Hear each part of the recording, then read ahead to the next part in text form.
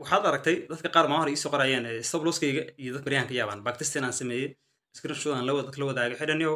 116 stop loss ku taal 78 TB ku taal 90 stop loss ku taal 16 TB ku taal do the calculation 60 divided by 9 waa meeqa 1.5 so ani waxaan isticmaalay waa ATR kan ku sheegay yaan isticmaalaya maaha waxaan ku sheegay inaan isticmaalin waxaan ku sheegay waxaan isticmaalay ii shaqeeyay yaan kula wadaagaya soo dad macnaha adigan at least you go and try maxaad dood ma shaqeynaysaa dood ma jirto shan go and try if it's working go ahead use it if it doesn't work for you then faraha ka qaad because it works for me that's why I'm sharing with you aan ku dhahayo war midaan ii shaqeysay bal soo tijaab haddii xataa rabtid don't try real money just try fake money demo ku fiiri 60 markay ATR markay 60 tahay let me tell you euro USD ku jirtaa ATR ka soo fiirisay daily aad joogtaa or 4 hour joogtaa 4 hour laga taata sheegayso daily ka soo tagtay marka 4 hour gal rabsama 4 hour maxaa ku qoran ATR ka waxa ku qoran 30 bips macnaha average suuqa dhaqdhaqaaq uu sameeynaayo 30 bips macnaha so 30 bips waxa dhiganaysaa the first take profit 30 bips stop loss kan waxaad gasinaysaa 60 ma faham so times 2 ma I mean 45 aad dhiganaysaa waayo mar taatan duu yahay TB waran day taata tahay times 1.5 waxa weeye kala tahay 45 haddii 60 tahay times 1.5 waa 90 okay marka waxaad leedahay ama haddii stop loss laaga dhaaf xaban baa qasaaraysaa there's no day stop loss ka inay ku hadiisay meesha taaganta ma ahe ma ahan macnaha qasaaradaada mar walba waxay samaysaa if you have an exit indicator that's why I have exit indicator shaqadii soo qabsanaya oo ah trade-ki intaan stop loss ka la gaarin oon la noqonin asa wuxuu leeyahay war meeshan u soconay iyo momentumki iyo volatility-gi aan isleeyahay suuqa waad ka qabanaysiin ma laha macnaheedu wuxuu yahay suuqa ina meel suuqa la rabaa suuqa jahaga loo samaysan rabaa ama just a consolidation oo sameynaa suuqa iskaga bax then waa ka baxaysaa hadday small gain aan leedahay maybe 10 bips 20 bips oo dhaqan small gain qaado ka dhaqaaj hadduu 10 bips negative kugu hayo 10 bips negative xiro wixii negative ka meesha negative kaada qaado tiro iska xir sadaf kale ku siin karaa inta kale ku siin karaa hore ugu soco dadka aad u fiirsaday oo la socdo videoyada mar walba isma u fiirsado dhamaadkana soo gaaro every time waxay helaan bonus oo ah please oo inaad fiirisid screenshotkaas hatta video ahaan way ku jiraa ma aha inaan weji tusay laakiin screen aan duubay waaye oo laptop ka duubay oo excel sheet waxa weeye lacag macnaha lagu xisaabiyay ma garad marka trade-yada aan qaatay bal fiir iyo indicators aan isticmaalay bal 116 78 iyo 90 bips oo stop loss iyo 60 bal fiir bal qaabkaas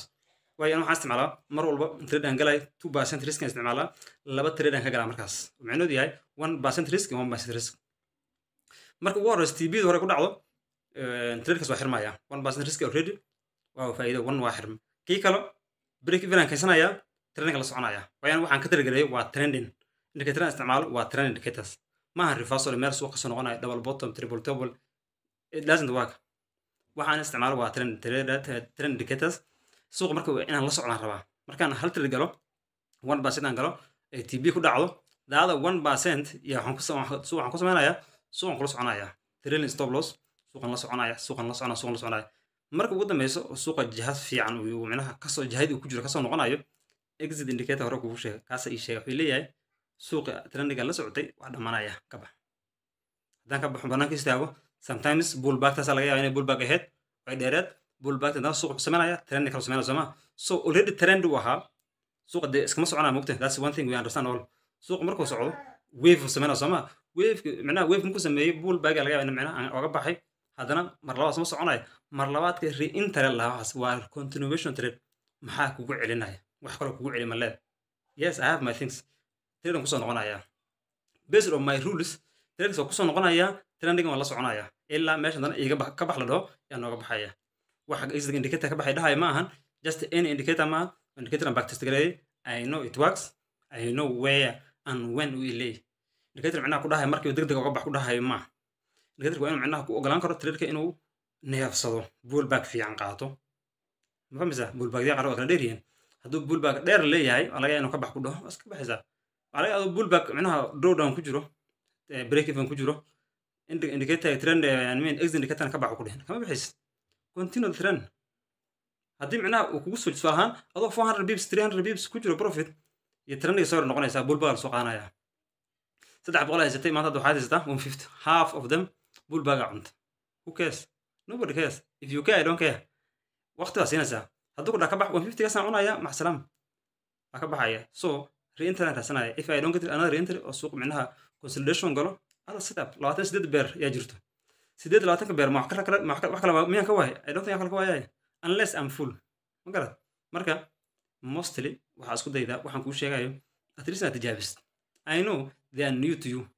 maybe فرصة ku cusub 3 bilood 5 bilood sanada ku jirtaa istiraatiijiyada baratay uma shaqeynin laakiin waxa leedahay waxa ka sheekeynaysan in la dhacaya try it demo furo ku fiiri mar walba demo qaadanaysid istiraatiijiyada baratay zone haday tahay haday wax walba tahay try it ATR ku fiiri best money management aad ugu fiican tahay wixii kale oo micnaha psychology ahaan isku dhisanayo inaad micnaha ay kala tahay emotionkaada controlshada that's another topic laakiin waxaan ka hadlaynaa waxa weeye suuq wax ku geliyo meesata wax ka bixina meesata if yes that's a good laakiin suuq wax ku geliyo bisa lagu baray wax ka bixi lagu barin every time suuq waxa weeye emotion la soo gashaa inaad isuma kalsoonid waxa isticmaalaysa kuma kalsoonid ma garad marka meeshan waxay u baahan tahay kalsooni 70% anigu ma dhaaf wax isku kalsoona 100% ma dhahay bos ana waxaan isticmaalaa indicator oo xisaab wax xisaabinaya bast micnaha data ay xisaabinayaan so they will tell you very much tan laga dhaaqaya maybe inuu marka qaarkood ee la dhaqaaqin soo consolidation uu yahay laakiinse waxaan ku kalsoonaa aniga shakhsiyan ku kalsoonahay in micnaha aan tasdigareey oo mar walba waa laga qaydaheen 80% ee la saxanay 10% ay qalad ahayd then haddaan 90% win rate haysatid then maxaa what there's nothing big deal 10 tirada bishan qaadatay 9 baa guuleysatay hal baa ka qasaaray 10 baa qaadatay 8 baa guuleysatay 2 baa qasaartay then who cares 80% win rate haysataa hagee laga helaa waxaas meel laga hela malaha haddii intaas aad sugaysatid suuqan rajaa ka leedahay haddaad intaad keensanin ood haysanin waxaan kula talinayaa inaad raasito wax shaqeynaya please asalaamu calaykum